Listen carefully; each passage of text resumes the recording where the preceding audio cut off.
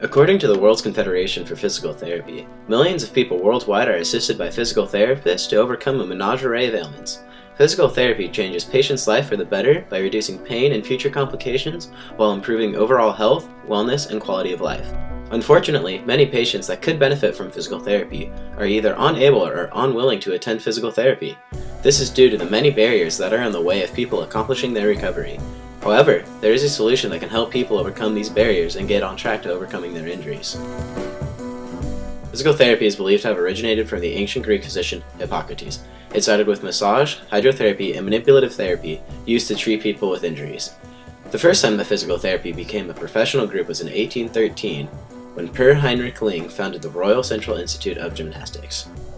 In 1887, Sweden's National Board of Health and Welfare gave official registration of physical therapy as a medical field. After the outbreak of World War I, the first physical therapy school in the United States was formed at the Walter Reed Army Hospital in Washington, D.C.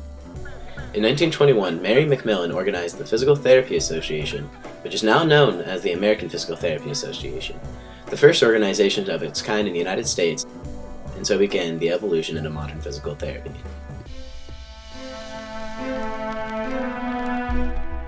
With the cost of physical therapy being so high, the question of whether it is worth it needs to be asked.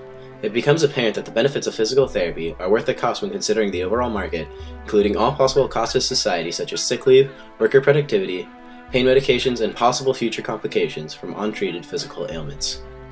Physical therapy is often an added expense that must be financed by health insurance companies or by patients individually. For the insured, visits copay can cost up to $75, and for the uninsured, upwards of $350. This is a major financial burden for many insured and uninsured patients. Overall, a physically healthy population improves society economically. Patients receiving physical therapy are able to return to work sooner, reducing socioeconomic strain. There are many people in the United States who cannot afford to attend physical therapy, or who do not have the insurance coverage that will provide them the number of appointments that they need to fully recover. Financial issues, however, is not the only barrier that prevents patients from attending or completing physical therapy. There are other barriers that make it extremely difficult for many individuals to go to physical therapy and get the help they need. These include, but are not limited to, lack of knowledge of benefits of physical therapy, lack of motivation, and other parts of the patient's life that can interfere with the time taken up by attending physical therapy.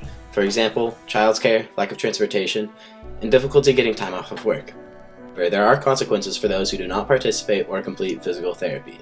We interviewed physical therapist Tyrone McSorley to help elaborate on these consequences. Consequences of not following up and not fulfilling a treatment program is pretty significant in regards to, and also relative to low back, it's the most common reason for them not being at work, and it's the most common reason of age over 35 of diminished activity level.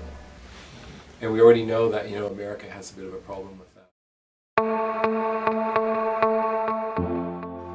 Imagine a scenario where a patient finds time to attend a single class and is then provided access to physical therapy at their convenience and for much less cost.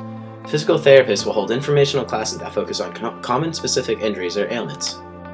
Those who attend this class will meet others with the same injury and have access to informational pamphlets and videos of exercises that the therapists have created to help them recover from their injury.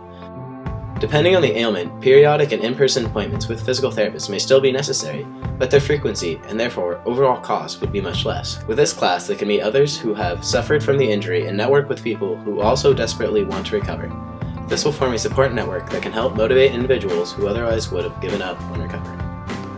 Patients will only have to make time to attend a single class and can then do the exercises whenever time permits in their busy schedules. This is perfect because many people cannot make it to the therapist during normal business hours.